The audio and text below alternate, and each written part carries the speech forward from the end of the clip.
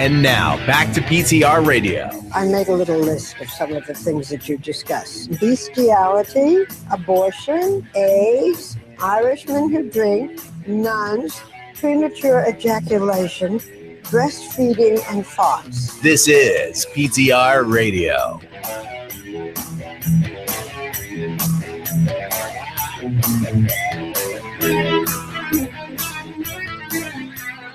All right, welcome everybody to another edition of PTR Radio here on the fabulous interweb. This is kind of a rare Tuesday edition. Very rare. Because I had things to do last night. Unfortunately, I had a funeral wake I had to go to. Which those are never very fun. But sometimes you got to go to them anyway. Yeah. I went to a wake. It was my sister-in-law's brother that died. Now, before you go, he'd been battling for a long time. He had been on the transplant list for a kidney for 3 years. And they think that it was just, they found him like a day, they think a day after he passed away in his house on the floor with a broken glass of orange juice next to him. They think it was just, his body had had enough and said, I'm checking out. But this was Now, my sister-in-law is one of 14 children. Oh, Lord. Yeah, that's a Catholic family and a half. And that was before it was fashionable in order to get a show on TLC. Yeah. Yeah, why did you all of a sudden go? You were fine before the show, and then all of a sudden you went down. I don't know. Okay, hold on. Unless Google is messing with my... Well, everything there looks okay. It's not the dump button. It's not the dump button because the dump button's still not plugged in yet.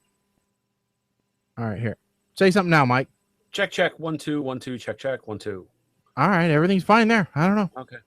Well, I was going to say, unless it's one of those Google things. Remember how I had to apply a fucking patch so it would stop? Damn it. Yep. No.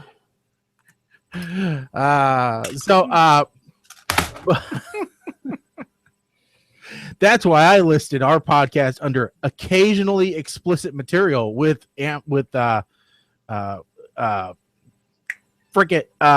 Google. Yeah, with the Android market. Because it's nice though, because they have iTunes has either safe or explicit. There's nowhere in between, which I think is where we lie most of the time. Yes. Yeah, I'd say we're a PG-13 show. Yes. All right. Yeah. Maybe if there was such a thing, a PG-15 show. All right. But because I don't think we're too far either left or right or whatever. I don't think we're that bad, but we're definitely somewhere in the middle. So right. I like Google's thing of, hey, are you occasionally explicit? Yes, we are. Okay, now listen, I do want to point something out, okay? I have this self-inflicted penalty that if I curse, I have to eat a bean. This does not take the place of the normal bean penalty. No, it doesn't. Don't think you guys are off the hook if you do something completely stupid. No. We admit that we will eat the nasty, 6-month-old beans by now. I'm just being clear. Our goal is to not do something stupid, though. Your goal is to make your life hell. My goal is to get us to the point where we no longer have to be explicit. This is kind of like Pavlov training. Pavlov, never heard of him. Now Pavlov, I've heard of. He's got dogs. Pavlov, never heard of him. So, him too. All right. Anyway, this evening, there's a lots to talk about because Mike, your birthday's coming up. My birthday is coming up. I'm gimpy. That's right, because you had your operation. Yes, I really don't feel well. But I'm here. I know I got a headache coming on. I took Advil. The pain medication that they gave me for post surgery, I just threw it away because it was useless. What was it? Narco. Oh, that's not useless. That's the best stuff ever. The heck it is. Did they give you 5 325s or 10 325s? How about 3 325? Oh, those are candy.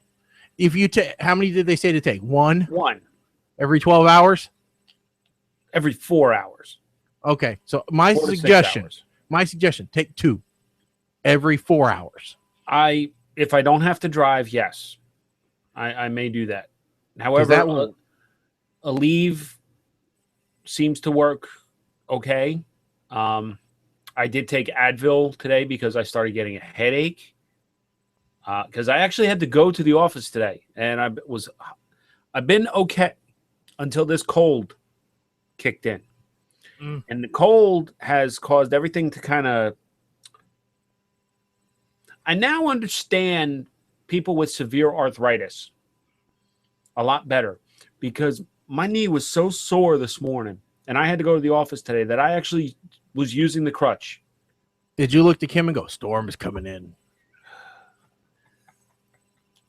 GV. That's what it's gonna rain. My arthritis is flaring up. You in the cage. Cage in the water. Shark in the water. Oh God, don't do that. Somebody's gonna call. Yeah. Anyway, so yeah, I had my surgery, and the doctor said everything was okay, but they did the partial meniscectomy, and they did a I can't get this word right. Synectomy. Basically, they had to like reshape the one part of my thigh bone a little bit. Okay. Because I guess it was grinding where the tear was. Now, do you have lovely lady humps? Now I have a knee that I'm not a happy camper, and I started my therapy yesterday. But so yeah, we're having potential storm of the century coming in Friday to Saturday. That's going to drop 182 inches of snow. In New Jersey, that happens every year, though. You guys get a blizzard of monumental proportions every single year. It was it was 60 degrees last weekend. I'm gonna see somebody with a snowball, thrown at their house, and it says, "We will rebuild." That's what it's gonna happen. Well, yeah, it could wind up only being about 4 inches. It could, but everybody's panicking. So, but yes, birthday coming up next week. Both mine and Kim's. Don't forget that. Snow's in the forecast here, so there's no bread and milk anywhere. No, but at least you don't have lead in your water. No, we have our own lake. Yeah, I guess we could be Flint. Yes, it's made national news. Never trust your government with your drinking water. I don't know how you can avoid it, but if you can, do. No, I mean we have city water here, and we're one of the few towns in the county that has city water. And sometimes we smell the little bit of extra chlorine in there, but that's fine. Mixed in with the fluoride to make you gay. You just let it sit out, and the chlorine evaporates, and all's well. Yep. But no lead in the water. No me gusta. No me gusta at all. So yes, we're supposed to have snow tonight as I drive home. Yes, 3 to 4 inches, they say. And me not having anti-lock brakes anymore. Oh God. Okay. So you have nothing on my daughter's car, okay? Oh, I'm sure. They're both Volkswagens, though. Yeah, but let's see here. Your airbags probably work. Yes. Your emergency brake probably works. Yes.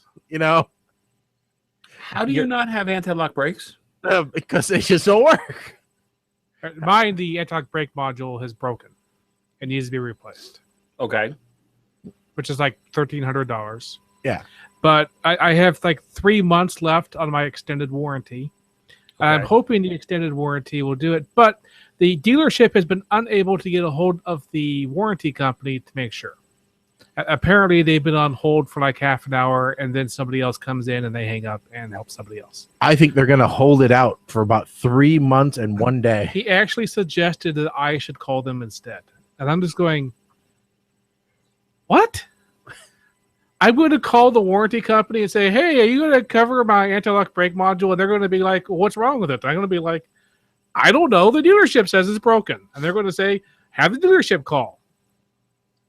At which point you say, okay, hold on, and conference the dealership on. Yeah, just three-way. Yeah, like they ever answer their phone. Yeah. Oh God, it's horrible. So, yeah, I don't have anti-lock brakes at the moment. That's okay. Anti-lock brakes are really for wussies. You know. That's like training wheels. Yeah. I mean, if you can move your foot fast enough, you can simulate anti-lock brake.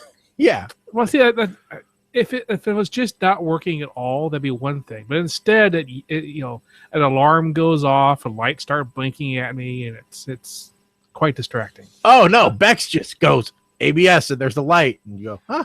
Guess they don't work. Yes. Oh, mine does not know that it's out until you actually try to use it. Oh yeah. That's when it goes, oh, I'm out.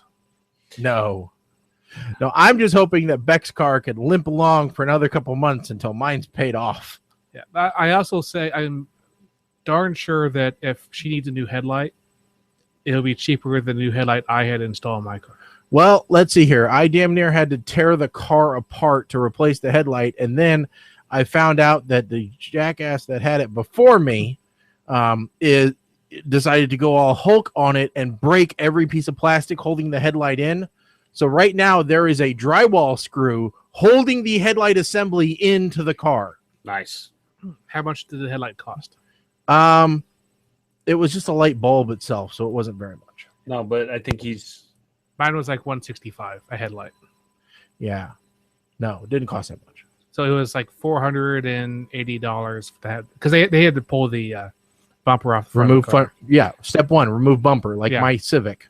Yeah, see that kind of jazz. Look, that engineering doesn't make sense. I have a running list of features that when eventually Kim or I should say when Kim gets a new car because she is due much sooner than I am. Okay, where is the battery? Yeah. Don't tell me the battery is in the trunk or under the passenger seat like some Dodges. How easy is it to change the headlights? Oh, no, there's one battery. My son's truck, you have to take off one of the tires to change the battery. Well, yeah. So because it's in front of the front wheel well. Yeah. Uh-huh. And so there's a little tray that slides out, but you have to take the tire off to be able to slide the tray. That's like how NASCAR cars are. You got to take the rear tire off in order to change a battery. But I have a list of all the things like that because I don't want anything where I have to go to a dealer. Do I need to take bumpers off in order to change a blinker bulb? No. Does it come with synthetic blinker fluid? Yes. These are the kinds of things I need to know ahead of time. Yeah, and unfortunately, they're very difficult to find out because the dealership doesn't always know. No. They're just here to sell. It's just monkey sell car, monkey sell car, monkey sell car. Go talk to the service department first. Say, hey, of the cars that you service, which are the easiest to go to the library? If you're interested in a car, go to the library and check out the manual. Yep. Now, my car is understandable. I understand why it is difficult to change the headlights because it is German. Because they're steered headlights. When you turn the steering wheel, the headlights move back and forth. And you asked for this? That's what it came with. It's cool. It's really it's cool. No. When you're out in the middle of nowhere and you're driving along and you got a big curve and you're driving along the curve, the headlights are pointing along the road. Headlights show you what's on the road half a millisecond before you see it. No, they're off in the distance. They got the highs on, but they're pointing off to the side of the car, not straight ahead. So I got an idea. See what's coming. Get one of those old police cars that have the light out the driver's side door. No, I got that instead. That's easier. No. When I come up to an intersection and I put my turn signal on, there's a light on either side of the car that turns on going that direction, so I can see where I'm turning to. But see, Mike, it's German. No, but there used to be a car that had that a long time ago. It was called the Tucker, and you see how long that lasted. There's nothing wrong with the car. Now let me ask you. The only thing that's more important than that. No, yeah, but the only thing that's more annoying than those kind of headlights when you're driving are the Lincolns that when you turn the blinker on, they have like a whole other headlight on the side that lights up on the side of the blinker, like aiming at you. Yeah. I don't know how we got from my knee to headlights. Don't know. I don't know. That's pretty much the name of the show. That's how we go. That's how we roll. So, and a lot of people are rolling in graves this week. So far this year. Oh my goodness, the world of rock and roll is not good so far. No. Colin was saying before the show that December was fairly quiet. Yes. For celebrity deaths. And then we hit January. It's like everybody tried to get on the death pool. So like, good God. And they all failed. And Celine Dion is having the worst month ever. Celine Dion, my God. I was waiting. Like, they say things come in threes, and I don't mean this to be cruel. I really don't. But when I heard that her husband died and then her brother died like 2 days later, I was like, Celine's going to be the third in this trio. Oh. He's just going to have a breakdown and lose it. If there was an article that came out today that said Celine Dion's puppy dies, I wouldn't be surprised. I'd be like, anybody who has gone to see her shows needs to go to a doctor and get a complete physical right now. Yeah.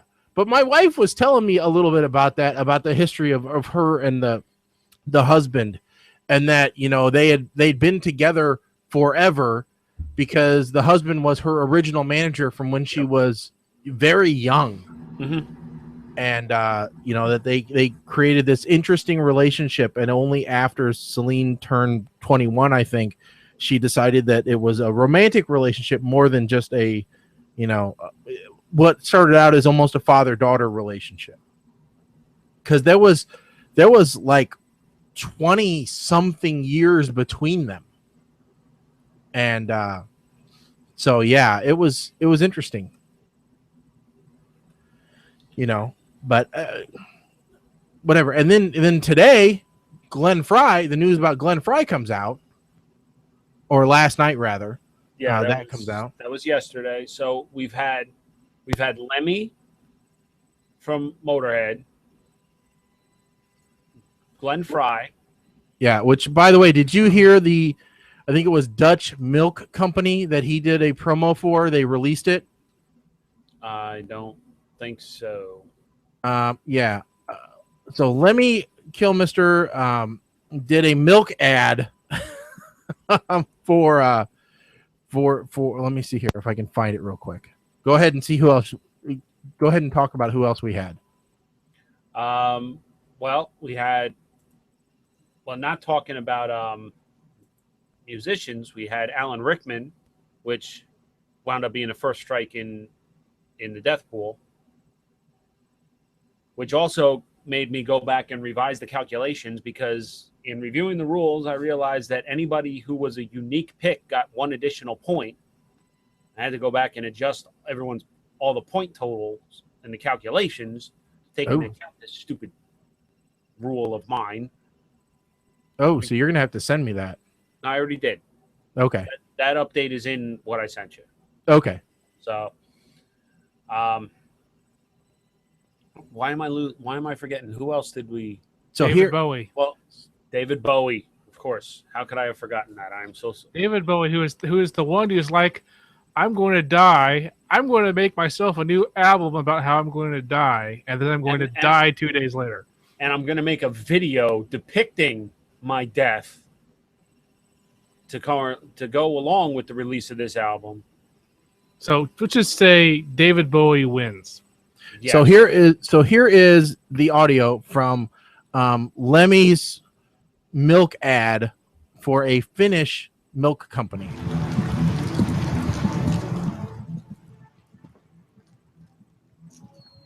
So he's walking out of a bar or something.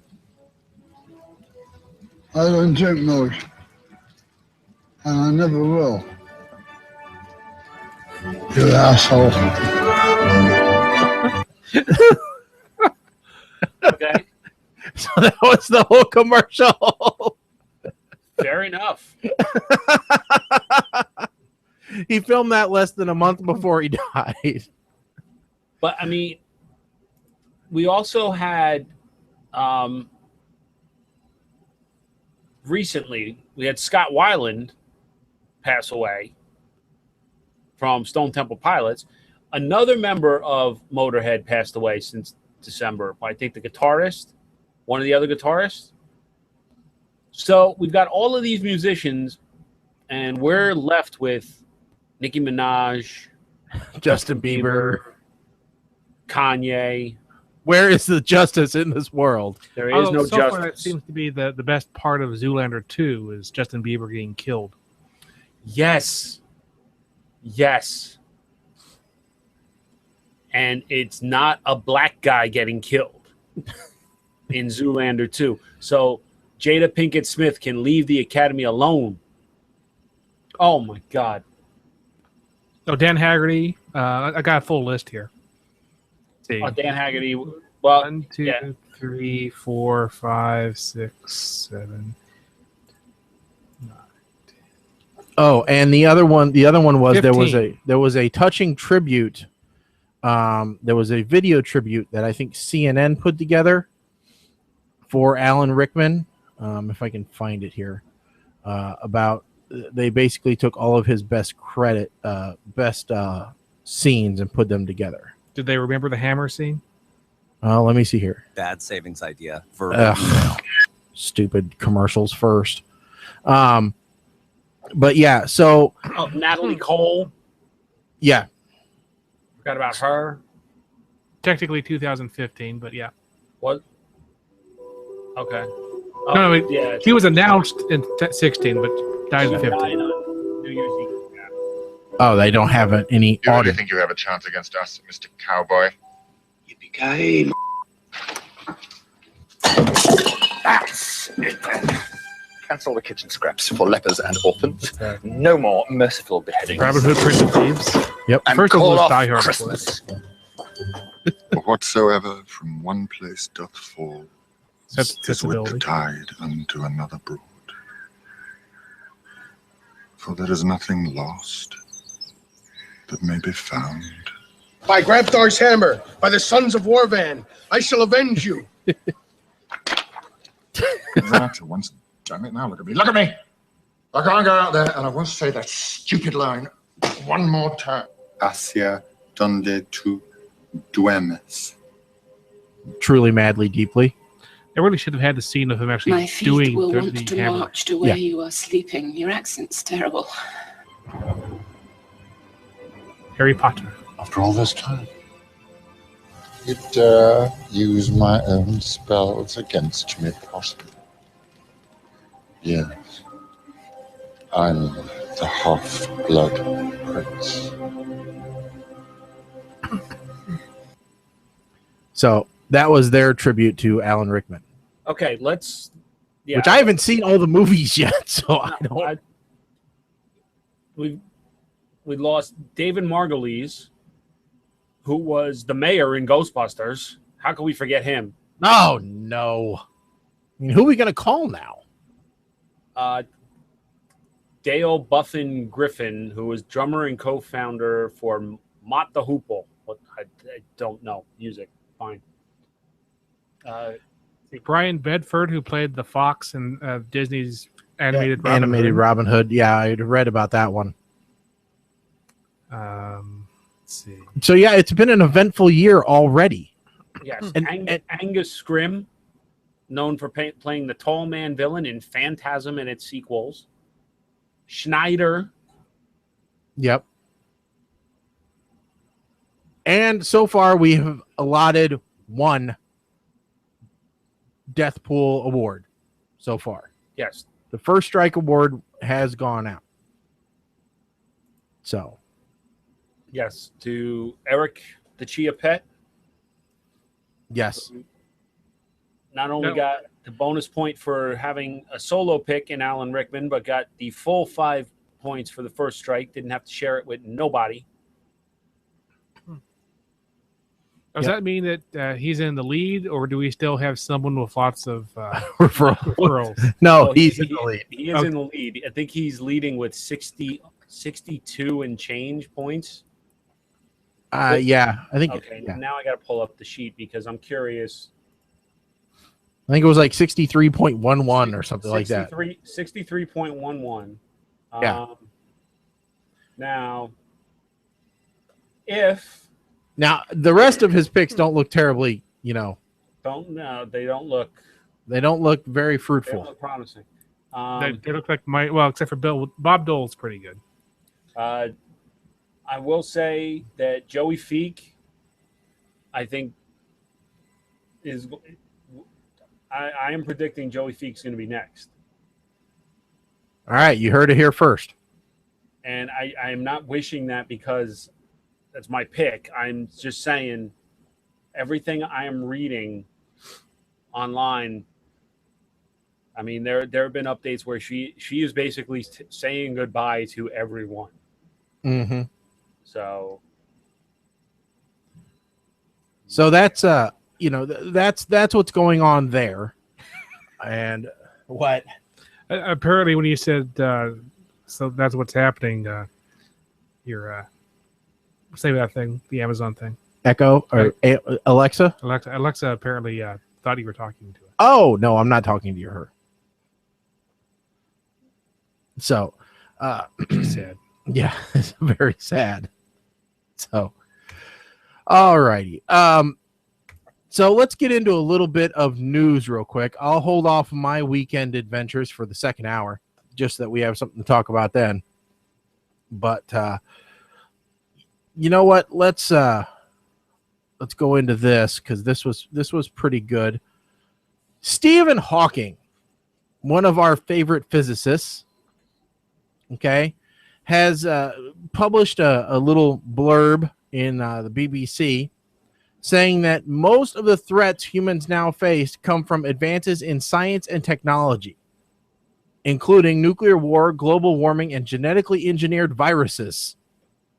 Although the chance of a disaster to planet Earth in any given year may be quite low, it adds up over time and becomes a near certainty in the next 1,000 or 10,000 years, said Hawking in answer. Perhaps you should stop talking with salaries. So,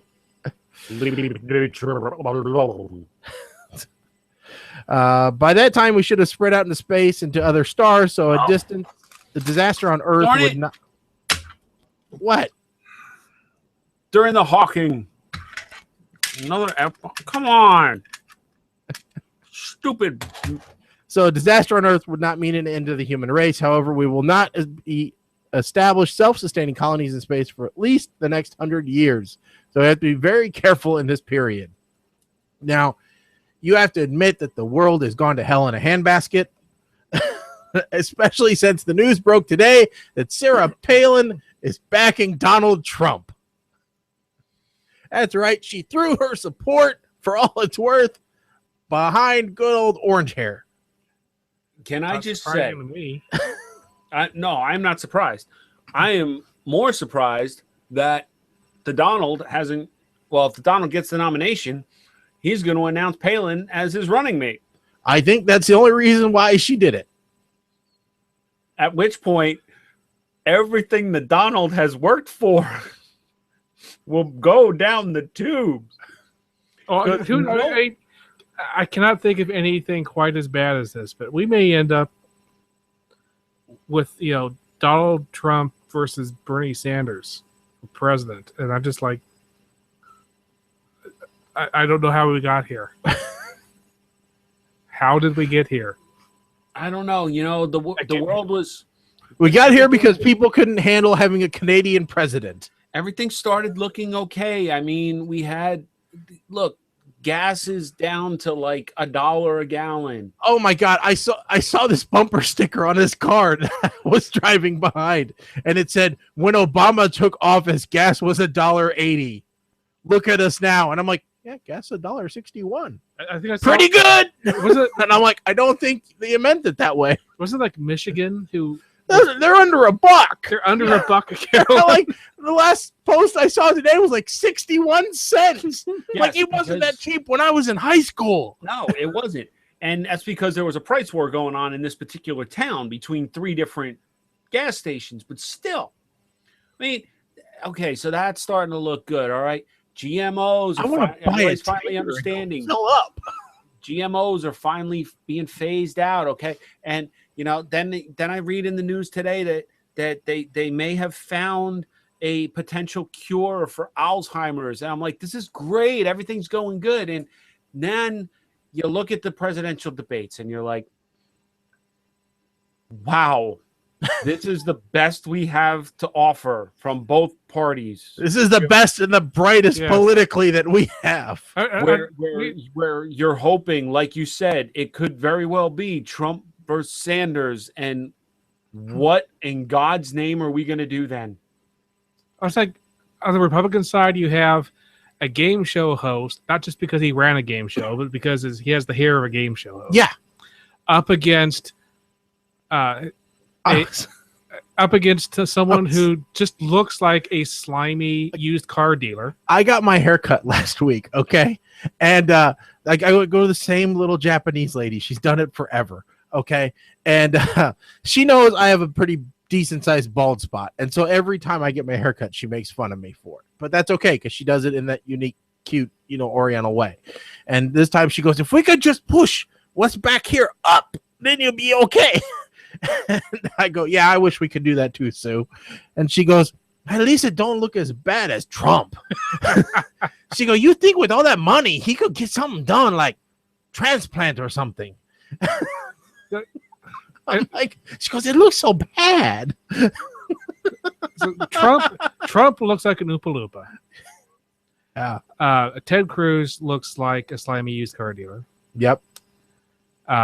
And I guess nobody else is close enough to bother with on that side. Well, but don't forget about Jim! Exclamation point. He's so far down, he's not really a factor. Which is... It's amazing when I look at a stage full of people, and I'm like, the Bush one looks pretty good. Let's do that again. Let's do Bush. Let's take a third turn at that one. See, now I got to look, just because I don't even remember who. Let's see here. Who's still in the field? Chris Christie is still in the field for some damn reason. He came back in the polls for a little bit. He was back at the big kids table. Ben Carson. Okay, keep trying. Go ahead. Carly Fiorina. Go ahead. Keep trying. Rand Paul. I don't know what happened to him. But no, you're right. I mean, Trump and Cruz are the two we got to worry about. The Democrats.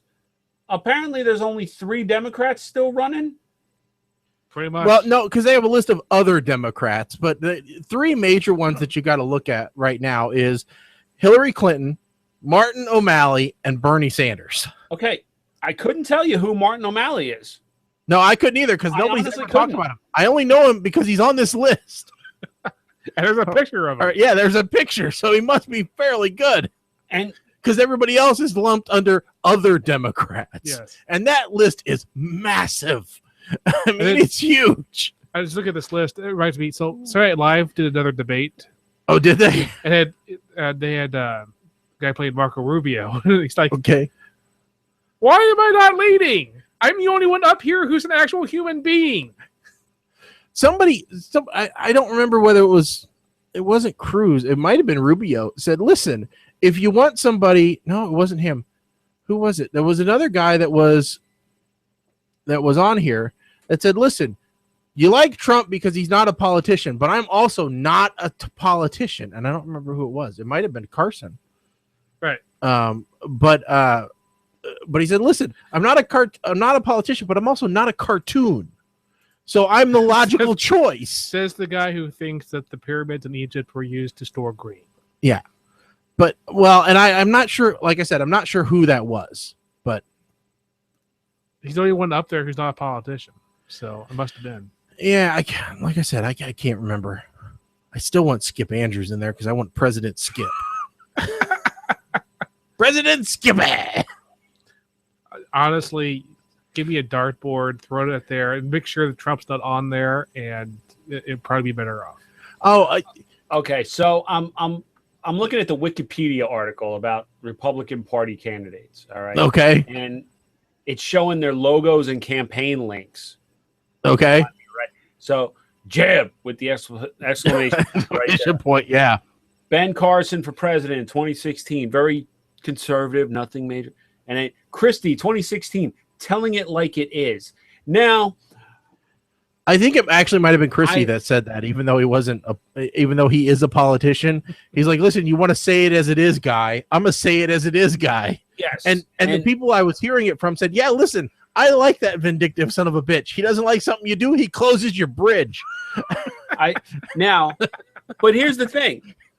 When I see this, telling it like it is, for some reason he lost my vote with that tagline, because I just picture William Shatner at the roast of Charlie Sheen when Patrice O'Neal's calling out Shatner, and Shatner just looks at him. You're telling it like it is. I'm like, okay, so Christie said something to, was it Marco Rubio, I think, during the last debate. He said, this is the difference between being a senator and a governor. A governor, you're held accountable for your actions. A senator, you just sit there and you talk and you make decisions and you never really put on the hot seat. Right.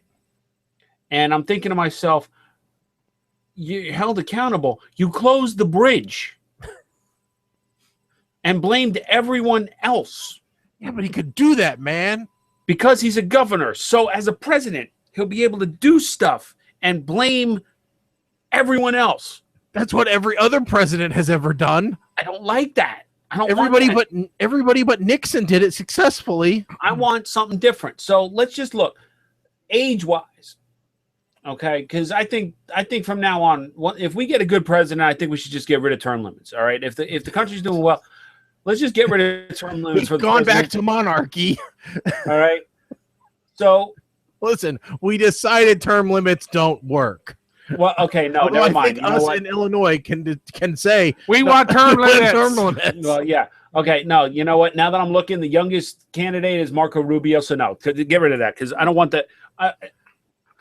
You don't want him for 80 years? No, I really don't. A new American century. That's your tagline. Why does Christie have a Snapchat? Who the hell is gonna Snapchat Christie? I want to know what's going on at the bridge. Can I drive on the bridge tomorrow, or is it going to be closed? I thought Mike Huckabee was like isn't he a TV host? That's Mark Maron. He has a podcast. No, Huckabee was was doing TV and stuff. Oh, was he on Double Dare? Did he do Double Dare? I can't remember. Rick Santorum. Okay, I don't want a man whose last name stands for a sexual act. I don't know. Other candidates. No, I don't like you guys. Withdrew before the primaries. Rick Perry, Bobby Jindal. Yeah, Jindal decided that he's done, and his last day as being governor was like a week ago, and now the whole state is very happy because now they have affordable health care and all this other stuff that he was blocking purely because he didn't like Obama. I was not aware that the rent is too damn high, dude. Jimmy McMillan actually filed to be. Is he running? He announced a bid for nomination of the Republican Party and filed with the FEC to be a candidate. He's on the list. 22nd. He is on the list. No, he withdrew. He announced on August 22nd of last year, and he withdrew December 9th. Well, he's on this list that I got from politics1.com. The rent is too damn high. Okay, please all television and media requests to Vincent Mbezi Christensen at lawicm.com. Holy crap. Boy, I don't know what the hell this means. Why is he telling me how much rooms cost? Because the rent is too damn high. Of course. Macmillan 16. There we go. Everything is too damn high. Out of business, going out of business, lost our lease, homeless crisis, housing crisis, jobless crisis, presidential proclamations 1 and 2. Oh, we got to read those. What are we doing? Oh, he's got executive orders already ready. How? Okay. What the hell does this even mean? What does this mean, Jimmy? How on the Democratic Party did we not endorse Vermin Supreme? I've heard of him, but if Jimmy was to get into office, here would be executive order number 1. All right. Every newly formed corporation in the United States following after 2001 attack on the World Trade Centers must disclose their citizenship statute. The American people have become victims of identity theft and identity fraud, so a certificate of acceptance will be issued by the U.S. government, following by B, a certificate of authorization by the state's business is being conducted. Stop. No, wait. Hold on. No, stop. My head's spinning. Number 2 is awesome. U.S. currency increase from, figure this one out, $1 bill to $10, $5 bill to $50, $10 bill to $100, and so on. What? Does that mean you just devalued all of our money? No, that means he just inflated all the money. Well, I know, but it still only means $1. That means like a penny is now worth $1. No. But it's still worth a penny. No credit checks of veterans seeking to purchase a home. Price cut on all military bases. PX commissary where now is unfavorable to veterans. Faces on U.S. currency starting with first President George Washington through 34th President Dwight David Ike Eisenhower. How many different bills does he think there are? We're going to have a $34 bill. No. The new currency will start with JFK, Barack Obama. God. Please don't. Because I want to see what number 2 is. If number 1 is that horrible. Wait a minute. I thought that was number 2. No, I heard number 2 in there somewhere. Those were subsets of executive order number 1. Oh, my God. Oh. There's nothing no, not really. But you are not American. American. Okay. Well, I don't mind that one. He's okay. You know? You have raised prices on everything. All right. I'm good with that statement. I'm good with that. But I like Jimmy. Jimmy's got my vote.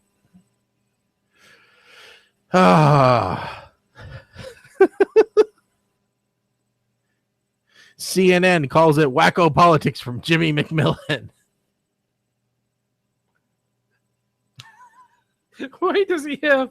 I don't know. He's got a multicolored map. But he forgot to color Alaska. And it's slightly tilted. It's tilted. And he writes farmland. Evidently, he's going to put farm everywhere. It doesn't matter. Oh, wait. Jimmy. Go back where you just were. Wait. Yeah. America is in critical economic condition, and for this reason, I will not discuss foreign affairs. That's can we in quotes? Can we please? Is there anything? Do you have a list or something that we can go to that is not political? Yes, my head is starting to hurt from this. Yeah, I do. All right. Now there was a article going around Facebook because let's talk Powerball because that happened while we were gone. Okay, now the Powerball was up to what, $1.5 billion? Yes. And at the point where you could actually buy a ticket for every possible thing and still be a hit. Yeah. As long as nobody else won. Yeah, as long as nobody else won. But even if one person won, then you would be $100 million in the hole. Oh yeah. So, no, more like $500 million. But but because there were 3 winners, right? There were at least 3 winners that we know of. So there was a fake article going around saying that one of the 3 $1.5 billion Powerball jackpot winners was found in his new multi-million-dollar home dead of an accidental cocaine overdose. I didn't even see this one. 32-year-old James Hugston was one of 3 lucky winners to hit the billion-dollar jackpot. He received an estimated $327 million lump sum. Now, most people are aware it takes 4 to 8 weeks to collect your money after you put in a claim, but Mr. Hugston couldn't wait and took out a loan from a moneylender to start blowing his millions immediately. His first purchase was a multi-million-dollar furnished home. Kingston's close friend, Rick Kingston, a close friend of James, said he was trying to keep his identity secret and was doing it well by quickly moving out of his 2-bedroom apartment where he lived with his girlfriend, who he broke up with once he won. At the multi-million-dollar home where Hugston was found dead, over a kilo was found close to him. Kingston said James went crazy. First, he bought this huge house, then cocaine, and invited over 10 hookers from Backpage, a website known for prostitution. So this went around. Really? I saw this go around the web. Yeah. That's one of the worst written pieces of it's nonsense ever. Pretty horrible trash. Like, for example, you can get money almost immediately. They will give you a check like next day, as long as it's not Illinois. Yeah. And we weren't paying anything. But it was, so obviously this came out to be false. Yes. But just the idea that you would win, even let's say you just went and you cashed in your ticket and got all this money. Yeah. All of a sudden, because they did ask, there was a news story. Then this was real. They had a reporter go out to like a 7-Eleven or whatever and interview people and ask them what they would do with the money. And let's see here. TMZ. Of course. Well, it was the fake TMZ site that this thing came from in the beginning. Yeah. So here is a clip of them interviewing people in line, asking them what they would do with the money. So as soon as this starts up,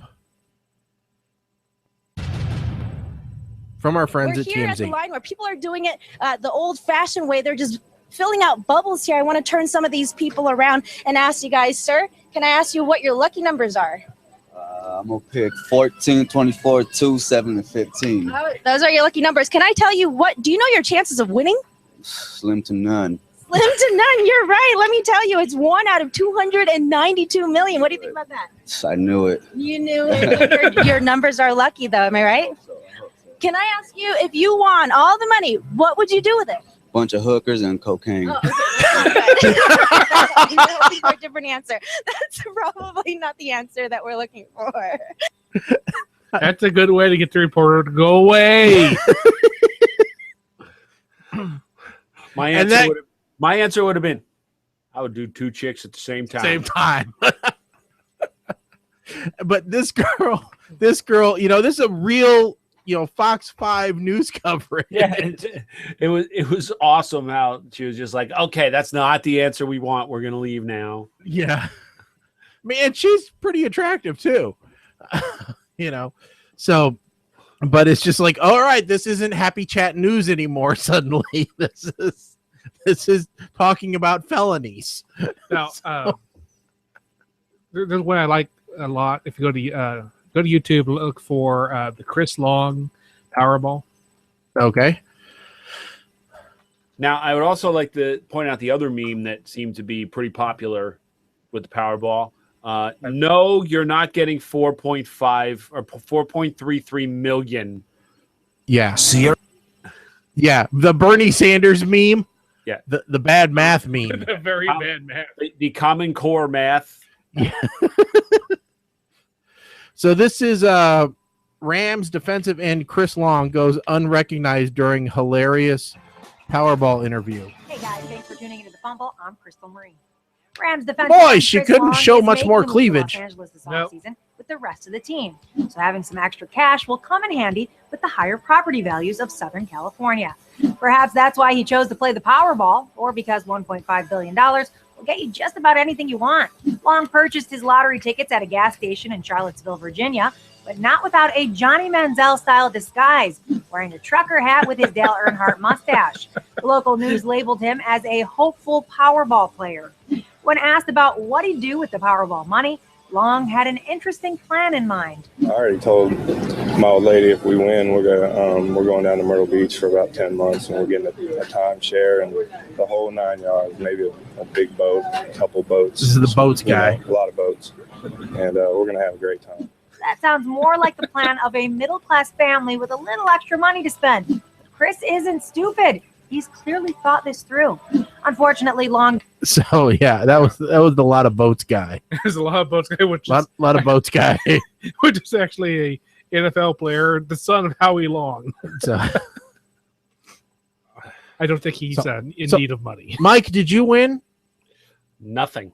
Nah, me neither. Me either. I have my I actually bought 2 tickets. Well, listen, let me be perfectly clear that if we did win, I would not be broadcasting right now. Or I would not be broadcast. You would see a different backdrop. Why? Because I would be in hiding somewhere. I don't know, because I think if I had won, I actually had planned this. If I had won, and I'd been at the that thing where they take pictures and answer questions. The press junket. Yeah, I would have been PTR radio the entire time. Like PTR, I would have had a banner with. I would have had a shirt. Well, yeah. Before we went to claim it, I would have had Kim make me a PTRradio.com shirt. So if Shaggy had won, I would have come and discovered he'd bought an entire radio station worth of equipment. Yeah, there'd be a sign that says, "No, show up here. This is our new studio." Yeah. It's called WFMB.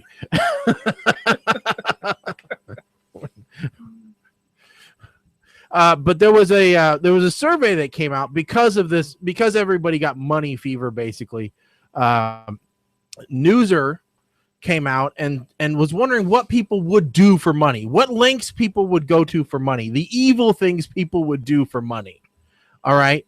So they surveyed 1,000 people, asking them different questions. And what they found was 6% of people that they surveyed would murder someone for $1 billion. Mike, would you murder someone for $1 billion?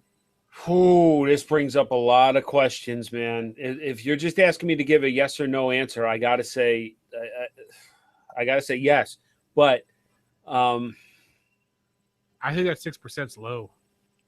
Yeah, I gotta believe more than that would really thought about it. I would say in reality, it's more like 6% really wouldn't. Yeah. Well, how about this, Mike? Would you enter into a sham marriage for $100,000? Well, wait a second. Does that mean that I had to divorce Kim? Or are we talking in the hypothetical world? This is in the hypothetical where you weren't married yet. In the hypothetical world, $100,000? Where Guadalupe needs some citizenship. How long do I have to stay married? Well, according to INS rules, I think it's like 6 years. Sure, as long as it's an open relationship. Nah, I think that could happen. And a strong prenup. Yeah, I think you're in there with the 10% that said that they would. All right, how about shoplift for $1,000, Mike? Would you do that? No. If somebody said you can shoplift, you save whatever you grab, and I'll give you $1,000. Mm-mm. Nope. Well, 15% of the people surveyed said that they would. How about perform a sex act on a stranger for $100,000? Sure. Because it's safe. As long as it's not a homosexual act. They didn't qualify that here, but you're with the 10%. That's why I'm qualifying it. You're with the 10% that said that they would.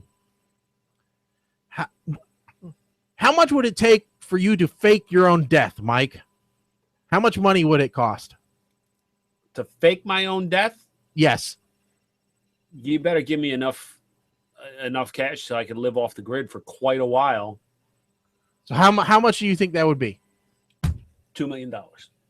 You're cheap. They asked people if they would fake their own death for $100 million, and 15% said, sure, sign me up. Well, for that much, it's like, how long are they going to put me in jail for faking my own death? Hey. Get out of jail, I have $100 million. Minus, whatever fine. Mike, how much to have you do amateur porn? My going rate was $50 a day. Well, they said 10% said they would do amateur porn for $1 million. I bet if they said how many people would do amateur porn for $10,000, you'd get the same 10%. Yeah, they way overpaid for amateur porn. Same 10% who would do a sex act with a stranger for $100,000. Yeah, so 25% said they would donate sperm or eggs without their partner's knowledge for $100 million. Wait, what? Yeah, they said they'd go to the clinic, make a deposit without telling their partner for $100 million. $100 million. How are you going to hide that from your partner? How are they going to know? Well, yeah, see, you got $100 million. How are you not going to tell somebody? Honey, I got $100 million.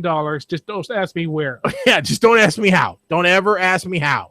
Because she's going to think you slept with somebody. It was legal. It was all you need to know. I think saying that you donated is a lot, less worse than saying, "Oh, don't ask me how." 10% of people said they would punch a stranger in the face for $1 million. You know what? If I knew I wasn't going to get it in trouble, I would gladly punch a stranger in the face for free. All right. If I knew there was going to be no retaliation, I think that would just be fun to do. Right. But knowing how much healthcare costs, if you punch someone and they actually fell down and hurt themselves badly, that could be a lot more than $1 million. Yeah. All right. 20% said they would flash a stranger for $10,000, and 10% said they would commit treason for $1 billion. Interesting. So, there's let's define treason. Well, let's say Edward Snowden type treason. What if you don't think he actually committed treason? Well, in the eyes of the law, they say that he did. Let's go with that couple who sold the nuclear secrets to Russia in the first place. Real treason. See, and I'm with Mike. I think there is definitely a difference between, the two things.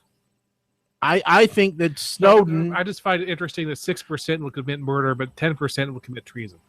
Snowden type treason, I could see. I could do that. But the rest of it, no, I couldn't do that. By the way, Mike, men were 3 times more likely than women to perform a sex act on a stranger. Go figure. Well, yeah, because, yeah. What amazed me, though, when I was looking at the Powerball was if you took the lump sum, how little you got. Let's say you were a single winner. It's about 2/3, 3/4, something like that. And then taxes. After taxes, how much you ended up with. Mm-hmm. It was less than half. Because you only ended up getting like 820 million. Yeah, that's a lot more than half. Before taxes. No. Yeah.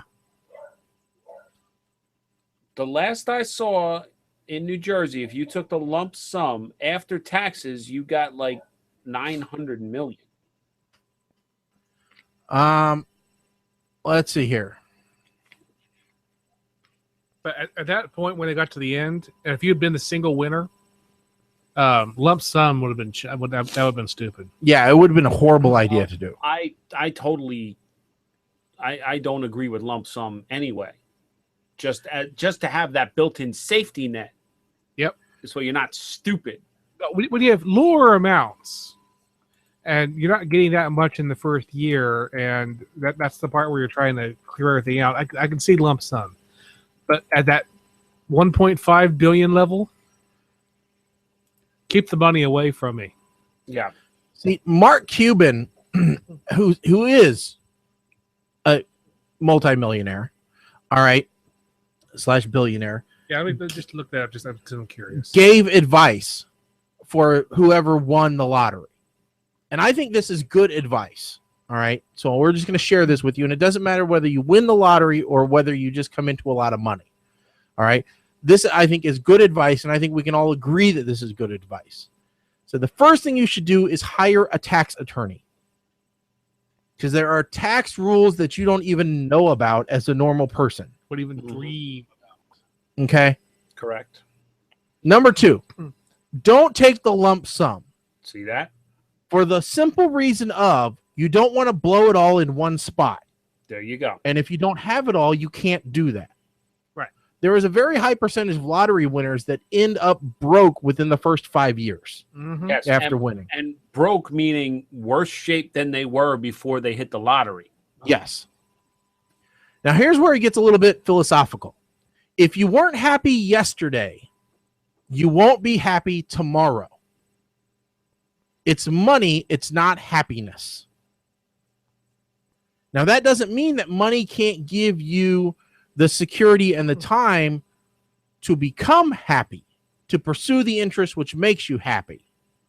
But it isn't of itself going to make you happy. Depends how much you hate your job. Well, but that's just it. That's the whole thing. I've read this list, and I think the next point kind of contradicts it, or kind of goes along the lines with. You know, the nice thing is you don't have to worry about bills anymore. Exactly. Yeah. So it doesn't actually buy happiness. It eliminates the stress that gets in the way of not being happy. How's that sound? Yeah. All right. Here's number 2. Or actually, this is number 4. Tell all your friends and all your relatives no. Yes. They will ask. Yes. Tell them no. If you are close to them, you already know who needs help and what they need. Feel free to help some, but talk to your accountant before you do anything. And remember this, no one needs $1 million for anything. No one needs $100,000 for anything. Anyone who asks is not your friend. Like I had the idea that if I wanted to help friends, I would buy their house, essentially get rid of their mortgage for them, but they would be paying me rent equal to half of what their mortgage payment was every month. Right. And the radio show I listened to said, listen, what I would do if I won is I would set up a scholarship fund for your kids. You know? I don't have any friends that have kids that I like enough to do that for. Yeah. But these guys all like each other. Scholarship fund for your existing kids. Yeah, existing kids. Don't go popping out new kids. Oh, no. Just to get more scholarship money from me. No, this isn't Link. I think I actually said to Kim that because there's a house that's for sale next door to the shelter. I said I would buy the shelter property, I would buy the house next door and turn it into a compound. Mm-hmm. And that's where we would live. Yeah. I mean, the thing is, that's where we live in the spring and summer. We would winter somewhere where there's no snow, of course. You know, the thing is, and he's absolutely right, nobody needs those amounts of money. No. Nobody has a sudden need for $100,000. All right. And he is right. Before you have money, you know who needs it. It doesn't change who needs it just because you have it. No, and like a couple of the friends that I thought about that I would want to give money to help out, you know, to help them get on their feet, there would be a legal contract stating this is what the money is for. And no, by taking this money, you are foregoing any future gifting of any money. So this is a one-time thing, legally binding. Get out of my face. Yeah. And then when yes, and everybody else, you can take the money, and I never want to see you again. Yes, I'll gladly help you out and give you some money to get the hell away from me, and you can't ever say my name again. Now here's the last one, and I really like this one because I think it goes straight to where a lot of people lose their minds. You don't become a smart investor when you win the lottery. No, you don't. Don't make investments. You can put it in the bank and live comfortably forever. You will sleep a lot better knowing you won't lose the money. That's like people who buy a motorcycle and then decide that because they have the motorcycle, they are Evel Knievel. Well, yeah. All right. They're the best bike rider ever. You know? Or the guy that joins the gym January 1st and suddenly he's Mr. Gym Guy. You know, he's from what he told everybody, he's always gone to the gym. He knows how every machine works. And, you know, nobody's ever gymmed better than he's gymmed before.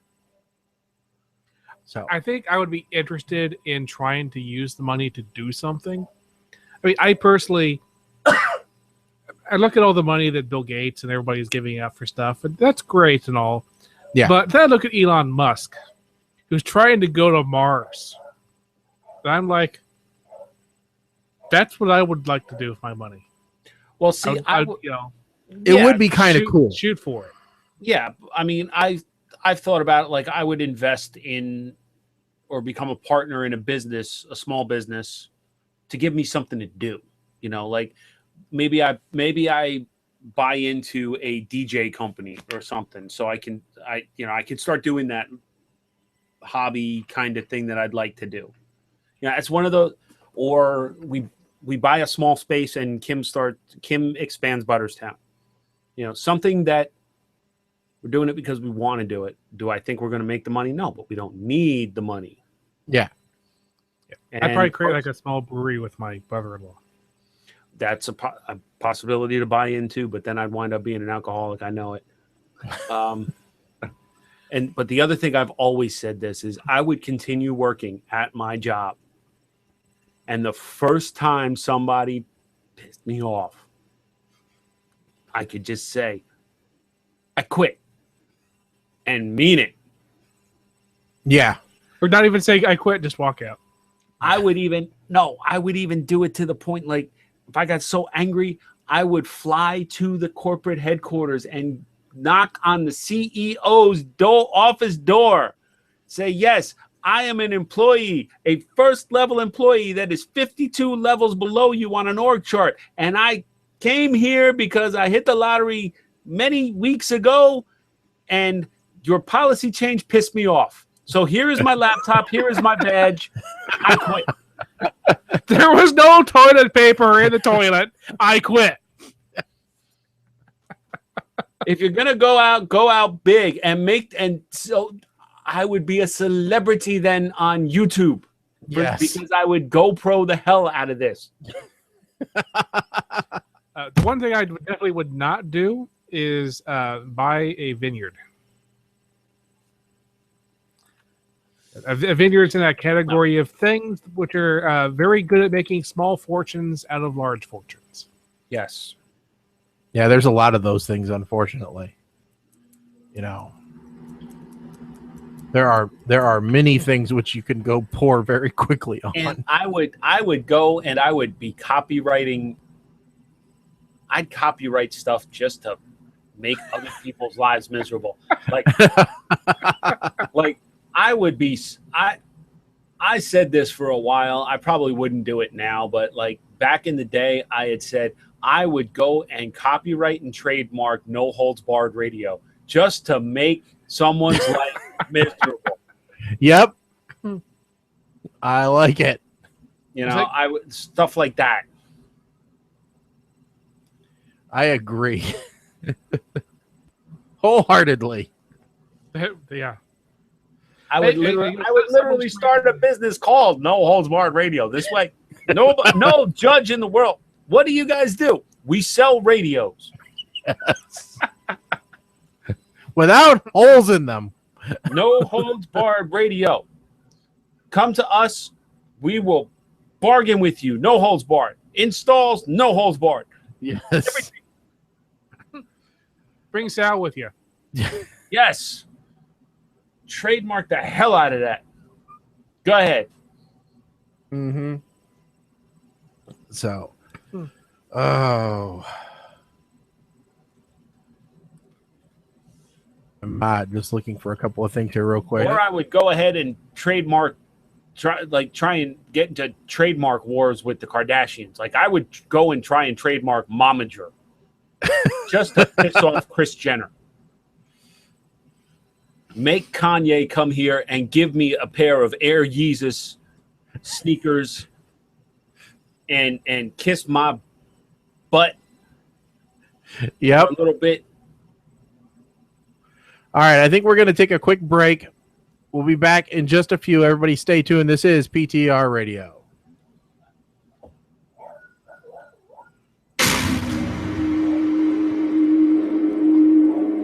Oh, yeah.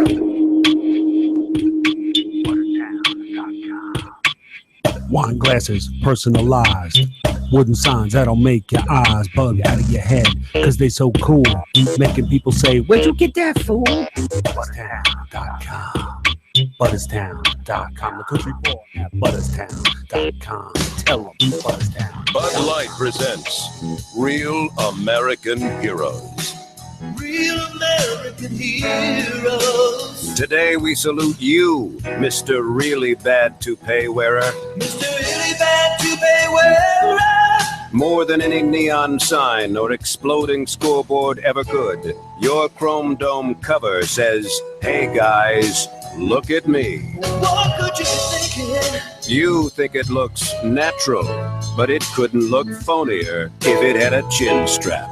Couldn't pull a blind man. Made of space-age fibers, it can repel anything.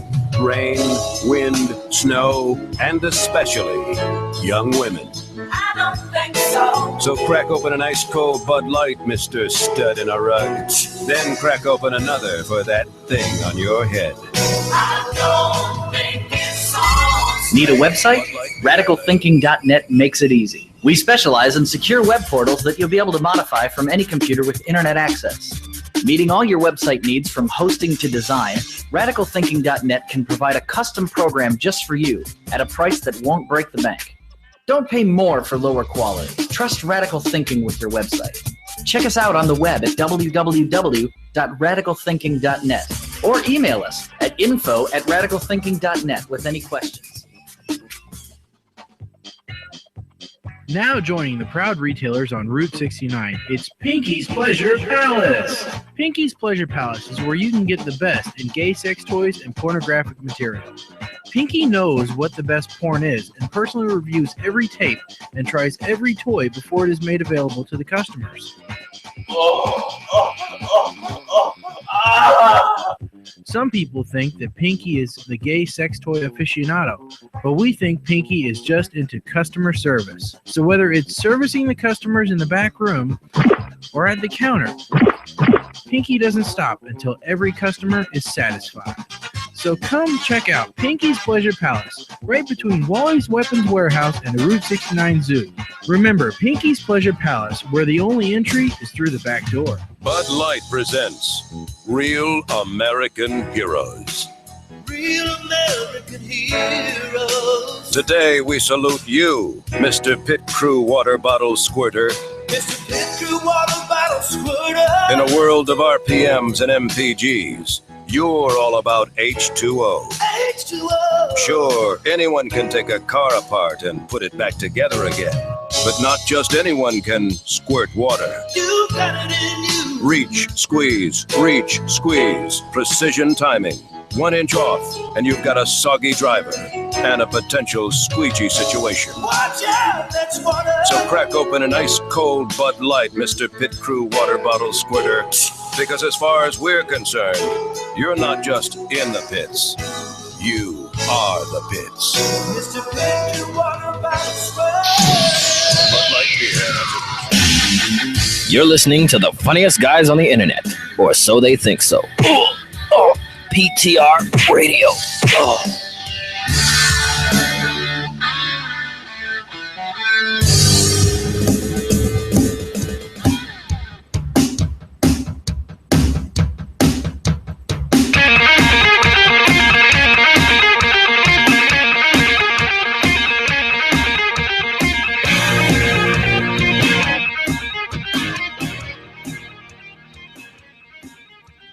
Welcome back, everybody, to the second hour of PTR Radio here on the fabulous interweb.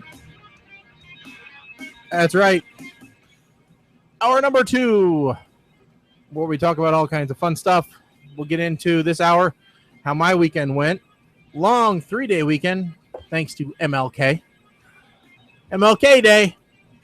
Gotta love that. And also, one thing we're going to do right now, or in just a second, is we're going to go over the top 10 paid actors of our time.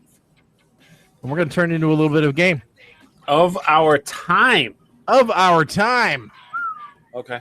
Now, this is not adjusted for inflation, before anyone asks. That's why it's our time, not in the past. Yes.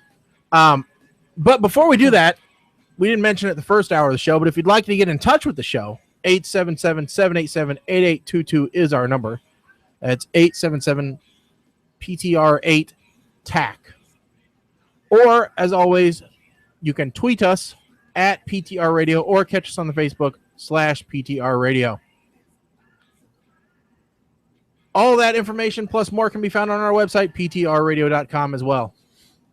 I think I covered every single way to get in touch with us apart from smoke signals now, Mike. Yep. All right. So I have the top 10 actors. And I'll say actors because, as we all know, sexism is at work in Hollywood. Okay, so just to be clear, there are no females in the top 10. There are no females in the top 10, as it should be. Your words, not mine.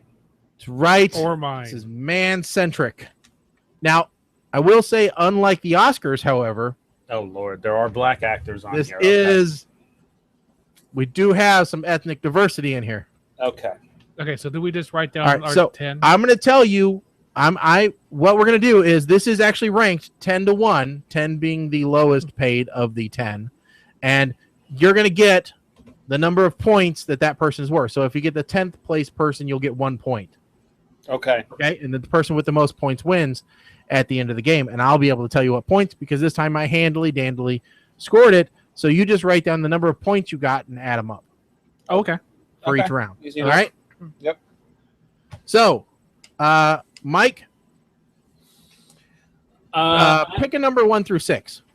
Pick a number 1 through 6. Yeah. 3. Alexa, roll a die. I rolled a die and got one. Okay, Mike, you picked 3. You were wrong, so that means it's Colin's turn first. Okay. That's how we do things here. All right, Okay. Colin, you're up first. Pick an actor, any actor. Okay, I got blank on names, so it's going to be Iron Man. Iron Man, otherwise known as Robert Downey Jr. Thank you. He is worth a grand total of 5 points. He is number 6. By the way, he made $3.5 billion so far. All right, Mike, your turn. Now, I have a... So, that's his net worth as of... Total gross from acting. Total gross from act. Okay. Harrison Ford. Harrison Ford is number 4, which is worth 7 points for you, Mike.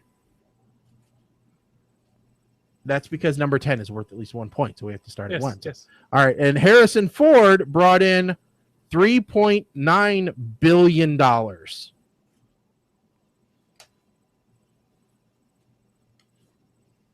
right, Colin? Tom Hanks. Tom Hanks, number 3 on the list. Congratulations, you just got 8 points.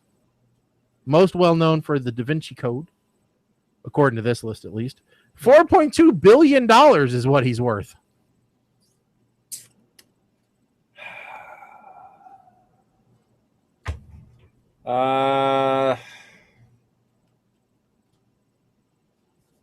Michael Keaton. It's not on this list. Ouch. Ooh, that's going to hurt when Colin gets some points here. Colin? Will Smith. Will Smith is not on this list. Not in the top 10. Oh, okay. I thought that was going to be the black guy.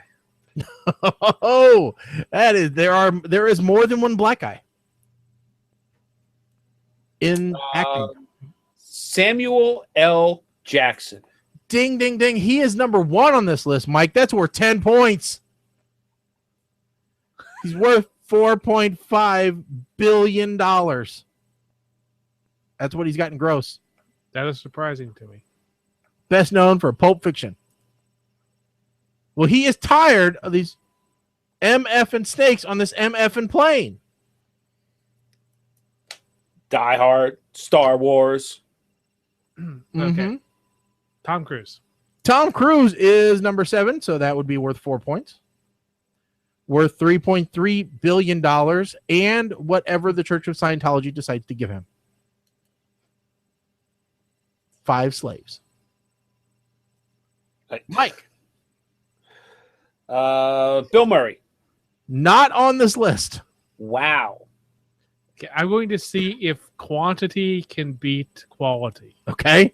Nicolas Cage. Not on this list.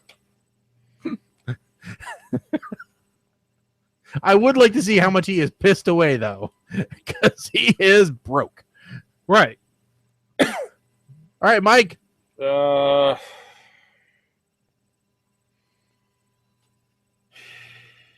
know, I'm torn here.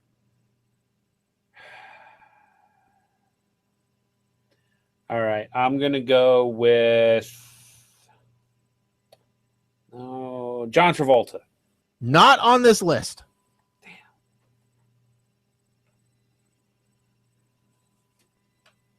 Bruce Willis.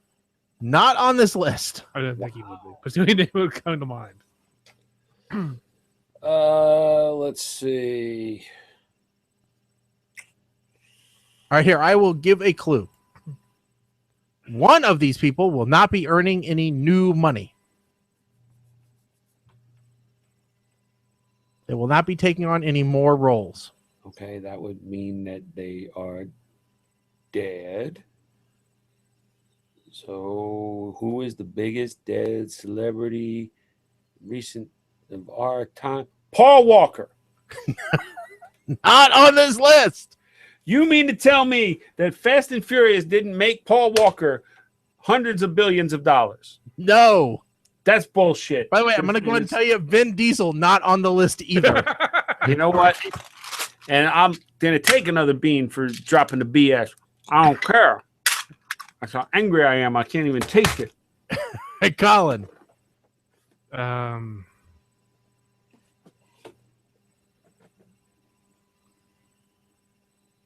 Keep going through people I've already said.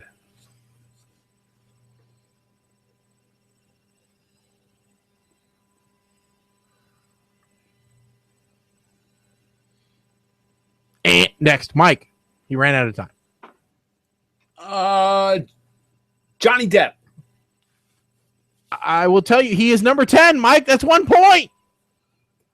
$3.2 billion for Johnny Depp.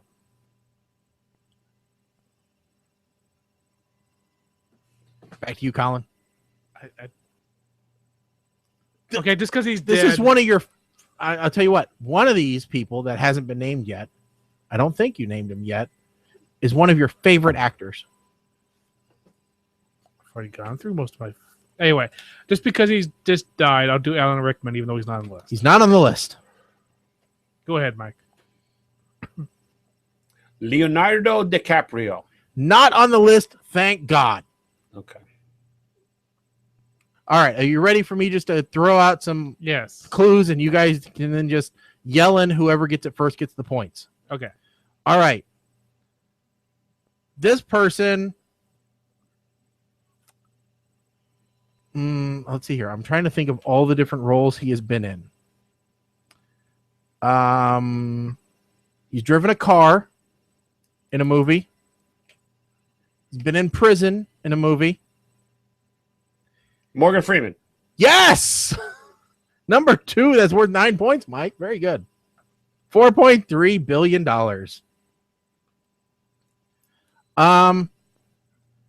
This one was a shyster in a movie.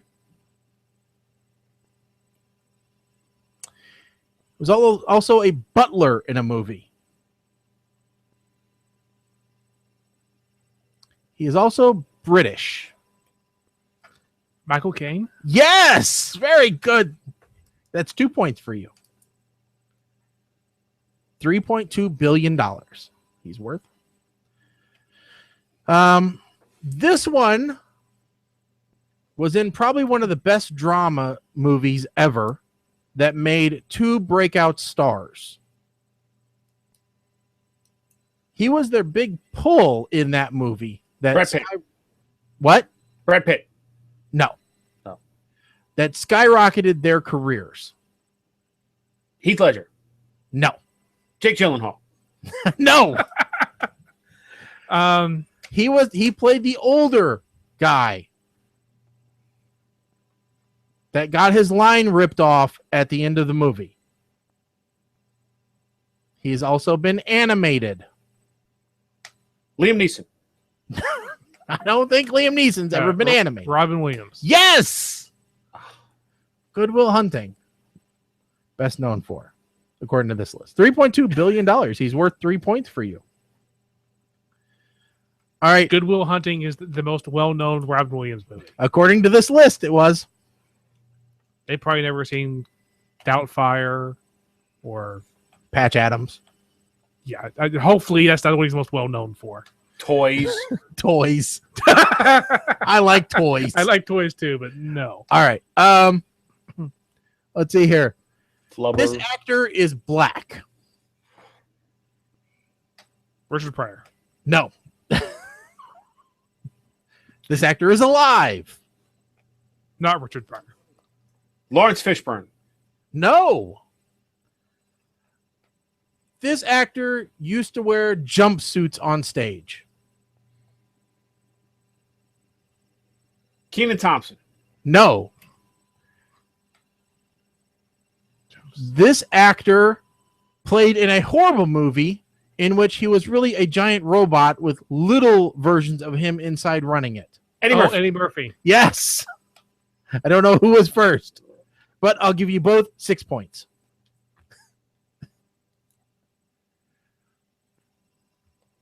And that's it. That's everybody. Samuel L. Jackson, Morgan Freeman, Tom Hanks, you guys got already. Harrison Ford, Eddie Murphy, Robert Downey Jr., Tom Cruise, Robin Williams, Michael Caine, Johnny Depp. Now, total up your points. I did. Who won? What'd you get, Colin? He won. I have 28. You got 28. Mike, what'd you get? You have 28 counting Eddie Murphy? Yeah. Okay, so, yeah. If I count Eddie Murphy, I got 32. There you go. Mike's the winner of the actor money game. Also like to point out that I got the 2 top black people, so don't hate me. Hey, they weren't the top 2 black people. They were just the top 2 people. But they was also black. We don't see race here. What's interesting is of the top 5, 3 are black. Yet they were right. You know, at the Oscars. See, now, according to Wikipedia, he's the 4th highest box office star. Well, I'm just saying, according to IMDb, he's higher. Who are you going to believe? IMDb or Wikipedia? Or Box Office Mojo, who says it's Harrison Ford. No, I wouldn't believe Harrison Ford's the highest paid. Of course, according to this, this is based off the movies, not how much they're actually paid. Because the problem with knowing how much they were paid is you don't always know how much they were paid. Yes, because it's all based on points and stuff like that. Right. And that's also why I guessed Bill Murray at one point, because I figured Ghostbusters, he's probably on the back end, he probably made Wasn't he like one of the first to negotiate a contract to take a percentage of the box office? Yeah, and that's been a really good move for people that have done it as well. You know, even if they're on a film that they don't believe a whole lot in, they decide, you know what, I'm not going to make a whole lot in salary, but I'll make a whole lot in percentage of gross or whatever. If they can get percentage of gross, then great. If they can't, then percentage of net is okay. Or even merchandising on some of these movies. Yeah. You know, obviously on the Marvel properties or the DC properties, you're not going to get merchandising. Well, you might. I would bet Robert Downey Jr. has a percentage of merchandising. See, now, what did it say for Morgan Freeman on your list? Morgan Freeman, it said 4.3 billion. Yeah, that's not how much he was paid. That's the movies gross. Okay. And Harrison Ford is top at 4.7 billion. Wow. I'm going off of this list. Sam Jackson is second at 4.6. Tom Hanks at 4.3. Yeah, but you know what? Harrison Ford lost for the fourth Indiana Jones. They deducted. Yeah, it's refunds back to moviegoers. Yeah, they part of it is cut in. I'm not sure how old that list is that you had, whether it includes Star Wars Force Awakens or not. Probably not. Because I think that's the one that pushed Harrison Ford up to the top. I'm probably. And I still have not seen it. Me neither. But I have seen enough memes to know what happens. And I've seen the picture of a guy who was driving a Jeep Grand Cherokee that turned his back window into a moving spoiler. Do you know the picture I'm talking about? No, I don't think so. I haven't seen that one. Real quick though, I just look at this list. Robin Williams is actually tied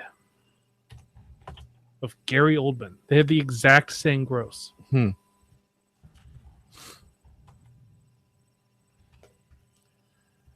Now, some people, we were talking about money doesn't make you happy. It can only help. But the BBC came in with 7 things that if you do, they'll make you a happy person. 7 things where if you do them one thing a day for a week, they say it will make you a better person, a nicer, a happier person on the inside. So let's see, 1, if any of us do these currently, and 2, if we even think that it would help. Okay. All right. Monday, they say that you should journal.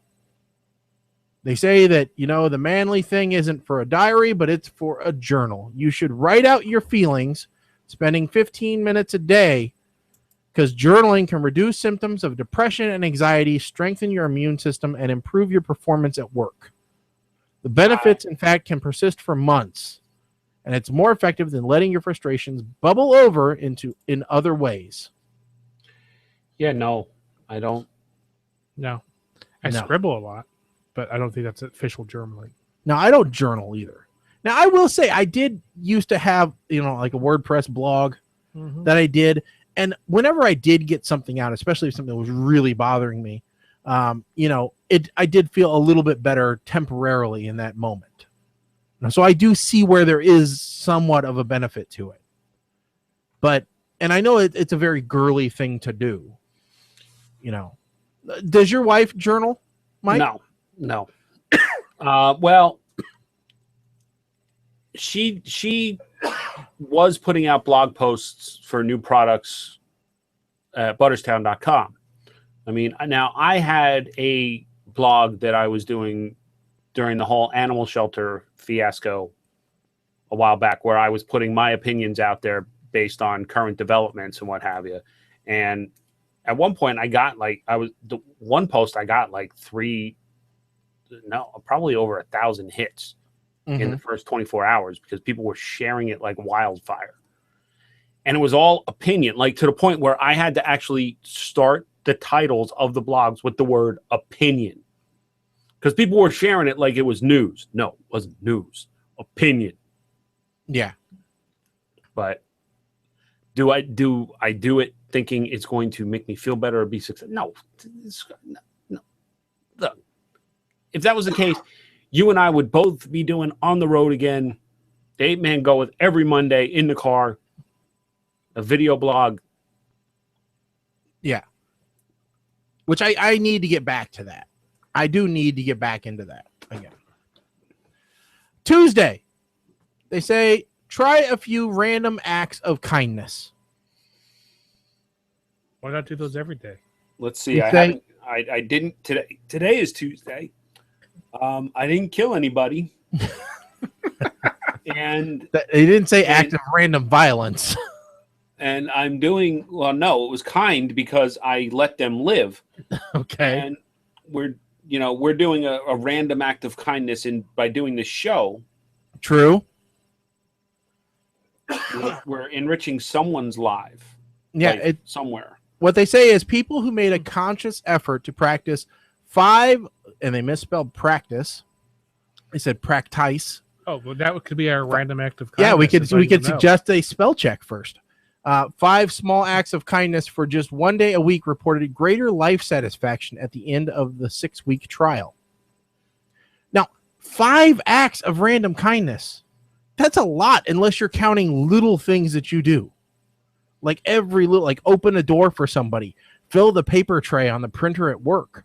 I mean, no, that's ridiculous. No, those are just being a decent person. Like, yeah, to me, like, okay, I did an act of kindness. Was it 2 weeks ago? Or so I went to Burger King for lunch and I had a coupon. I only go to Burger King if I have a coupon. I don't know why. And it was for, 2 chicken sandwiches for $3 and 2 small fries or something like that. And I saw an older couple there and they were sharing a meal. So I gave them one of my chicken sandwiches. I'm not going to eat it. Here, please go ahead, enjoy. That was my random act of kindness. Yeah, you gave them cholesterol, so one of them can die sooner, and leaving the other one with more things. Sure. Now you make me feel bad about it. Yeah. Damn it. I mean, that's how you did it. Wednesday.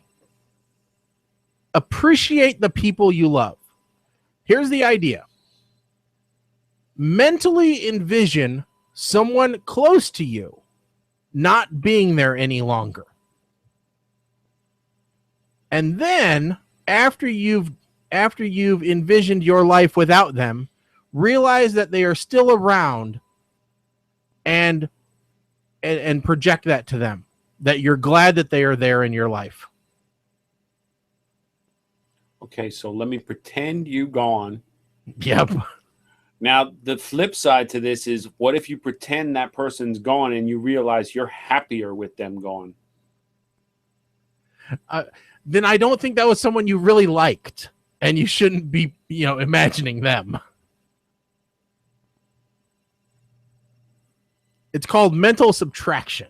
This could just completely destroy an entire day's work for me. Otherwise, I'm just going to be thinking about the same 5 people in rotation on these days. This actually came from the Journal of Personality and Social Psychology, Mike. There's things for this.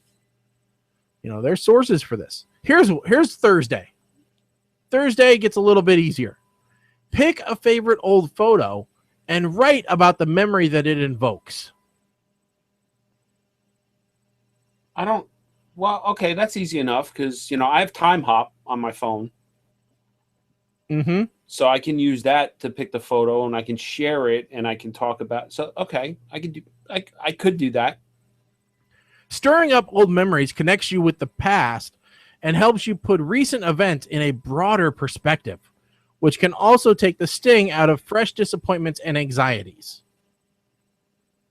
That's what they say. Now, Colin, yep, you going to do that on Thursday? No. Break out an old picture? Nope. Maybe you like shelving the books at the library, going, I'm glad I don't have to do that anymore. I have a real job. No. How about Friday? Friday, I think you can do. Eat pizza. Feel awe at the natural beauty. It will make you less impatient with life's frustrations. Awe at the natural beauty of what? Nature? Of the world around you. okay, obviously this wasn't written by somebody. Scientists are increasingly interested in the positive benefits of feeling awe. That's why we like I don't know how you, videos. I don't know how you quantify it, but I walk outside and it gives me all the feels. No. Well, I will say this, okay? You stare up at the sky at night, okay, and you see all those little twinkling lights out there, and you realize how insignificant your life really is. It's either going to severely depress you or make you realize that your problems are nothing. Okay. All right. Okay. Because in the grand scheme of the universe, you are not even a blip on the radar. Okay? Sure. Saturday. Try this one's horrible. Why didn't they just call this Saturday's Lent Day? Try giving up TV, booze, or chocolate for a week. It'll help you savor everyday pleasures when you restart them. No, this was a one-day thing. Now you're telling me to give up something for a week. I'll give up chocolate for a week. I can give up booze for a week. TV, I'm sorry. That's not going to happen. Not for a week, especially since The Walking Dead is coming back. They say if abstaining for a week sounds a bit too much, as if your name's Mike the Apeman. Yes. You can at least try practicing. Again, they misspelled practice. Practice mindfulness during your favorite activity. So when taking a sip of coffee, for instance, concentrate on the complex symphony of flavors washing over your taste buds. So, Mike, you have to savor and really get all your emotions involved in that cup of coffee. Okay, well, I would like to just point out, this is a good, quick little sidebar segue that we somehow didn't get to. Normal coffee, I won't be doing that. However, I'm not testing this during the show because I want to sleep at some point tonight. Well, hold on. Let me talk about Sunday real quick. Sunday's easy. Talk about Sunday. Go ahead. Dwelling on guilt only makes you more likely to err again. So throw it away. Don't worry about your past mistakes. Plan only for the future. All right, that one's sage advice. Just don't do the same mistake again. Yeah. That's the part they're not, Yeah. Yeah, so okay, so there's your 7 things to help you through the week every day. Okay, how about we do Mike the Apeman's list? Monday, Scotch. Tuesday, Scotchy Scotch. Wednesday, I love Scotch. Little sippy sip of Scotch on Thursday. Friday, maybe we'll switch it up and do, I don't know, whiskey. Saturday is beer because you're going to be out for a while on Saturday with friends. And then Sunday, coffee. How's Yep. Now that sounds good. That sounds good. We're gonna publish an article in BBC giving a Mike 7-day guide. That's right. All right, Mike. So you got something that you're gonna try. Yes.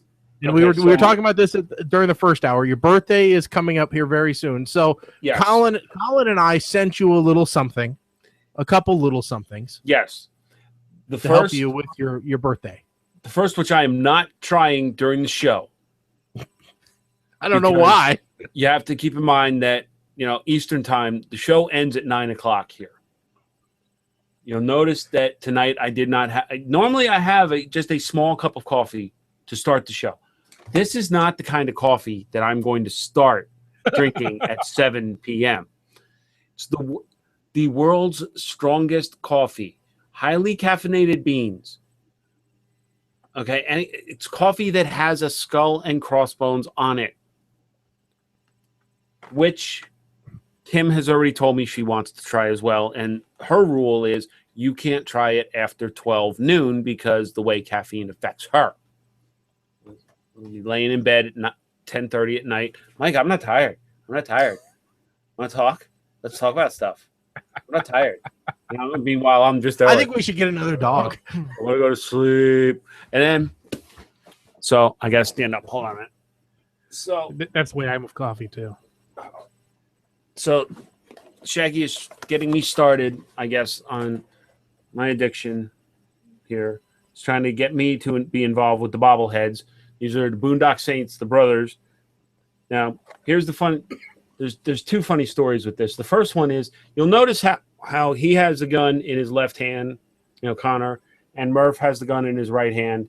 And when they execute somebody in the movie Boondock Saints, they stand so that their guns are facing outward, like or pointing inward from the outside, like this, right? Mm-hmm. People post up pictures with these figures online, and they're always they have them backwards so that the guns are on the inside. Now the point is, he has a tattoo on his right hand that says Equitas, and he has one that says on his left hand it says Veritas, truth and justice. Right? For years, I've been angry with people, and I'm looking. Now I have the autographed poster. I'm looking, and I'm like, wait a second.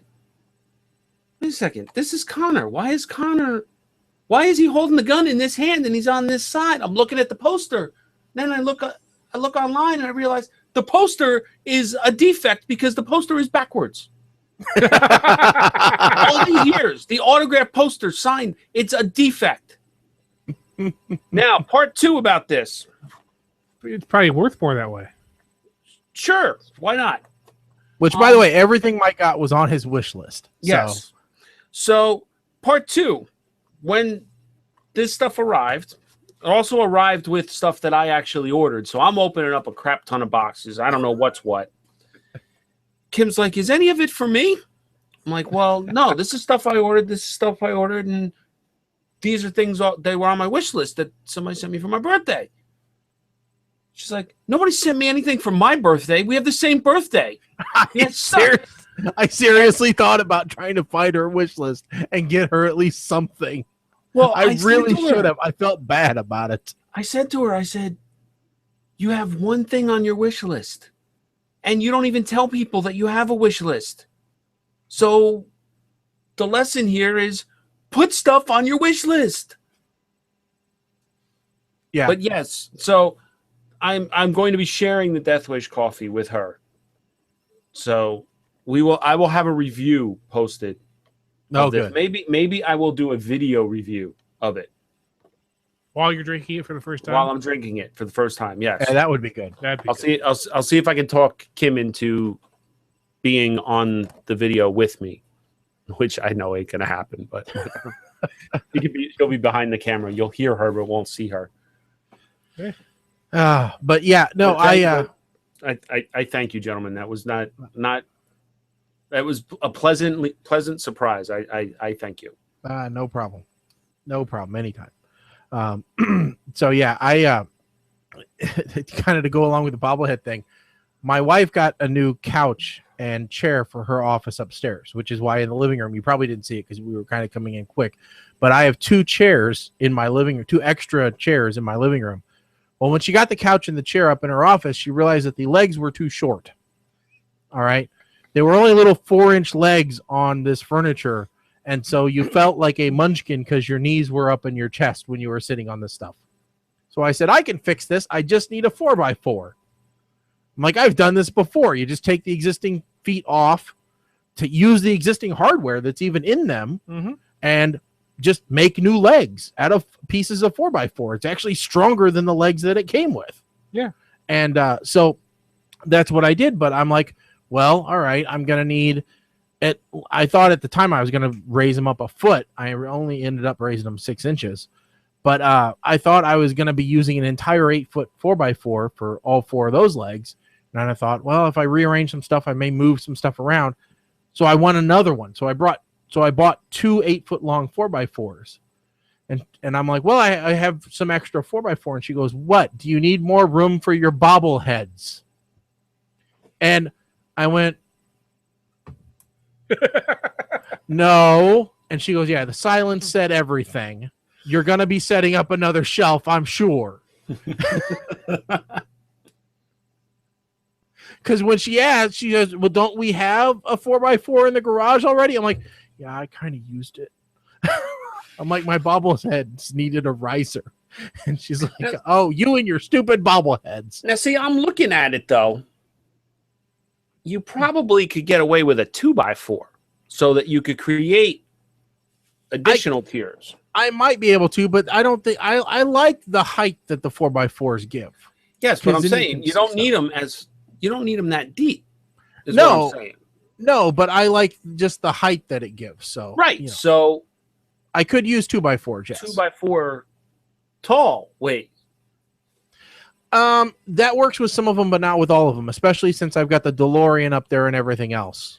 Oh, so, well, yeah. Okay. I don't see the DeLorean. I see. Yeah, I've got the DeLorean. I've still got the.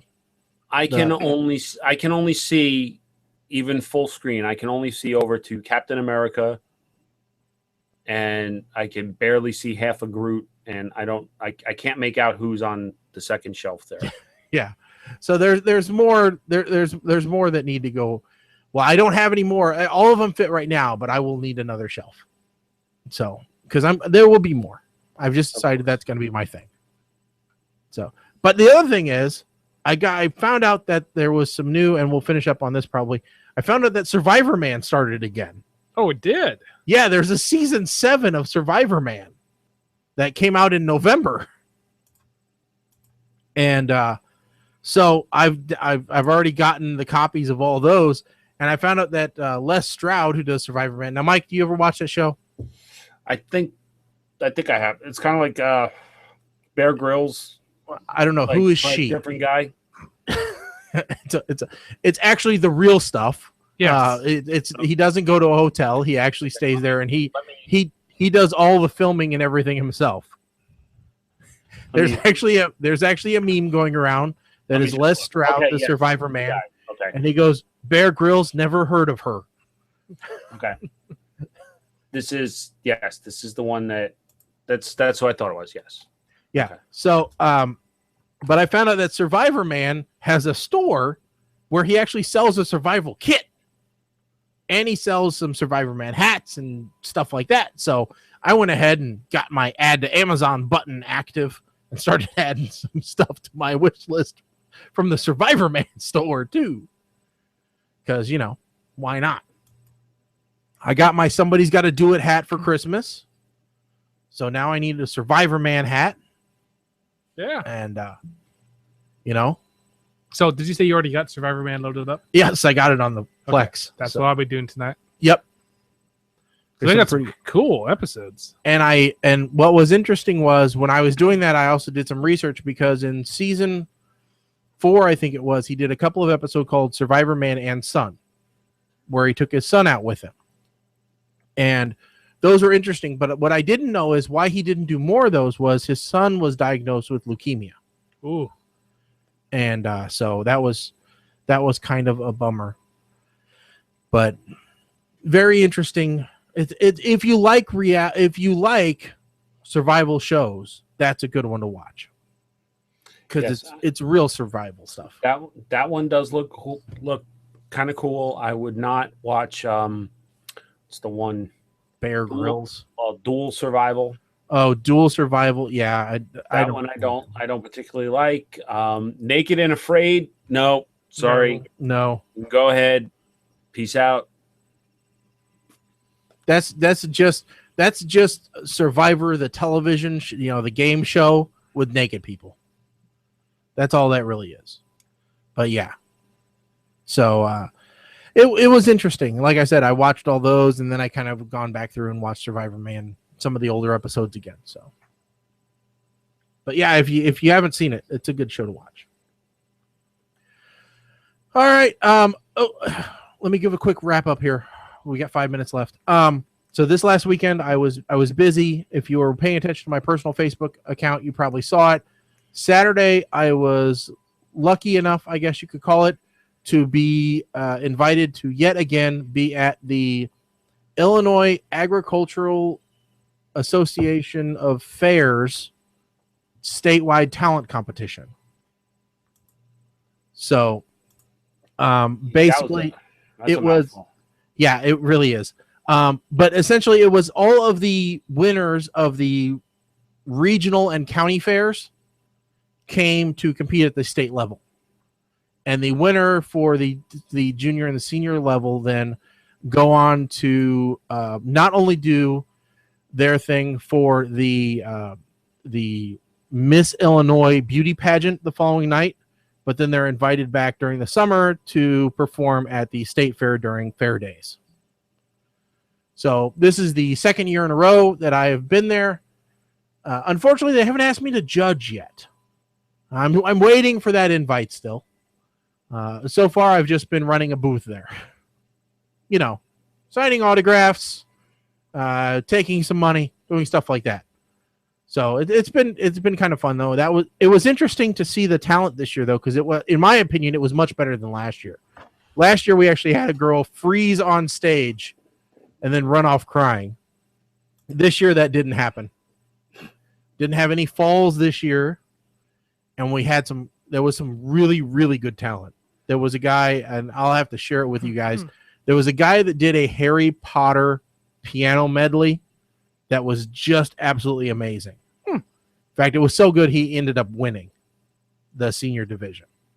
Cool. So, but then there was a scuttle about the junior division because the winner did a dance routine, but later on somebody said she got paid to be in a movie before, so she's no longer got amateur status, even though in the movie she didn't dance.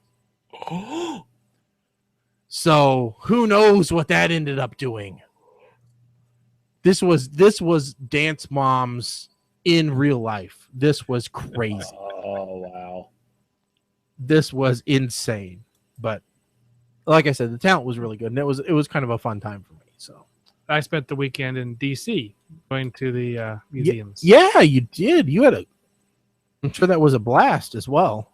Yeah. You know, I've only been to DC a handful of times, but I really enjoyed myself. Even when even the one time I went with you, and we decided that we would hit the bar very late in the evening. Yes. And barely made our train back. But that was a lot of fun still. So, alrighty, folks. With that said, I think we're coming to a close for this issue of PTR Radio. Now, the next time we're going to be back will be February 1st. Hopefully, by the time we do that, we will have everything roughly put together for the box of crap, which goes out to our winner for the 2015 Death Pool.